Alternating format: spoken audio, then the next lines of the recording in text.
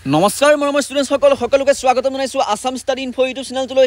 এই মুহূৰ্তৰ অসমৰ জনসাধাৰণৰ প্ৰত্যেকগৰাকী ছাত্ৰ ছাত্ৰীলৈ আহিছে এটা অতিকৈ সুখৰ খবৰ। যোনসকল ষ্টুডেণ্ট 2025 বৰ্ষত এবাৰ হায়াৰ ছেকেণ্ডেৰী ফাইনেল পৰীক্ষা দিছিলা, তোমালোকৰ যিহেতু ৰিজাল্টসমূহ ঘোষণা কৰাৰ কথা হৈ আছিলে এই কেইদিনতে, তো আহি গ'ল চূড়ান্ত তাৰিখ। তোমালোকে কেতিয়াকৈ ৰিজাল্টসমূহ ঘোষণা কৰিব সকলোখিনি এইটো ভিডিঅ'ৰ মাধ্যমেৰে কৈ দিম। আৰু তোমালোকে ৰিজাল্টসমূহ কেনেদৰে চাবা, কোনকেইটা ৱেবছাইটত চাবা আৰু গ্ৰেছ মাৰ্ক কিমান পাইছা, সকলোখিনি এইটো ভিডিঅ'ৰ মাধ্যমেৰে ক্লিয়াৰ কৰি দিম। গতিকে ভিডিঅ'টো কোনো স্কিপ নকৰাকৈ শেষলৈকে চাই থাকিবা। নতুনকৈ চেনেলটো ছাবস্ক্ৰাইব কৰি ভিডিঅ'টো এটা লাইক কৰি দিবা। চেনেলটো ছাবস্ক্ৰাইব কৰাটো অত্যন্ত গুৰুত্বপূৰ্ণ, কিয়নো এনেকুৱা ধৰণৰ ইম্পৰ্টেণ্ট ভিডিঅ'সমূহ তোমালোকৰ মাজত পাই থাকিবা।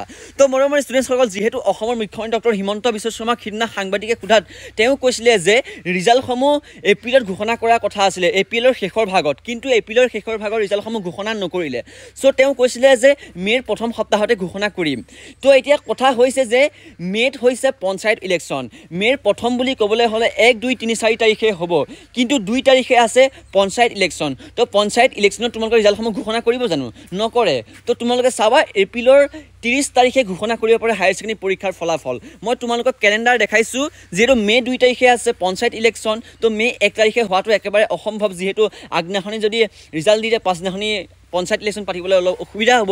সেইকাৰণে তোমালোকৰ এপ্ৰিল মাহতে ঘোষণা কৰিব পাৰে, যিহেতু অসমৰ মুখ্যমন্ত্ৰী ডক্টৰ হিমন্ত বিশ্ব শৰ্মাই কৈছিলে যে আমি আজি বা কালিৰ ভিতৰতে ৰিজাল্টসমূহৰ যি ডেট, চূড়ান্ত ডেট ঘোষণা কৰিম। তো তেওঁ কৈছিলে যে এপ্ৰিলতে ঘোষণা কৰিব তেওঁ ৰিজাল্টৰ ডেটটো, কিন্তু এপ্ৰিলতে তোমালোকৰ ৰিজাল্টসমূহ ঘোষণা কৰাৰ প্ৰায় সম্ভাৱনা। তোমালোকে চোৱা কেলেণ্ডাৰখনত চোৱা, 30 এপ্ৰিল। তো 30 এপ্ৰিল আছে বৃহস্পতিবাৰ, বৃহস্পতিবাৰে ঘোষণা কৰাৰ প্ৰায় সম্ভাৱনা, কিয়নো বৃহস্পতিবাৰে তোমালোকৰ ভাল ডেট হয়, যিহেতু 28, 29 তাৰিখ আৰু মাজত মাত্ৰ 2টা দিন, 28, 29 তাৰিখেও ৰিজাল্টসমূহ ঘোষণা কৰিব পাৰে, কিন্তু প্ৰায় গেৰেণ্টি যে 30 তাৰিখে তোমালোকৰ ৰিজাল্টসমূহ ঘোষণা কৰিব।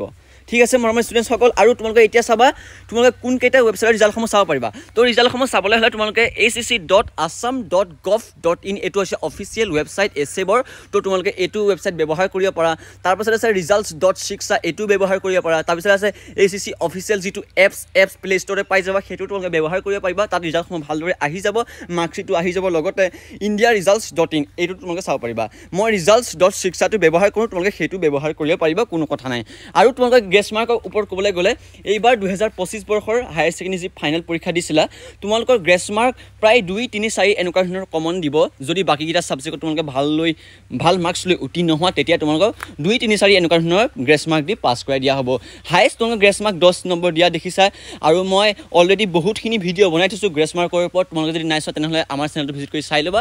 তো আজিলৈ ভিডিঅ'টো মানে তোমালোকৰ 30 তাৰিখে প্ৰায় ৰিজাল্ট দিয়াৰ সম্ভাৱনা আছে, আৰু যদি অফিচিয়েল ডাইৰেক্ট ডেট দি দিয়ে তেনেহ'লে আমাৰ চেনেলটোত পাই যাবা। গতিকে চেনেলটো ছাবস্ক্ৰাইব কৰি নটিফিকেশ্যন বেলটো অলপ ক্লিক কৰি দিবা। ধন্যবাদ।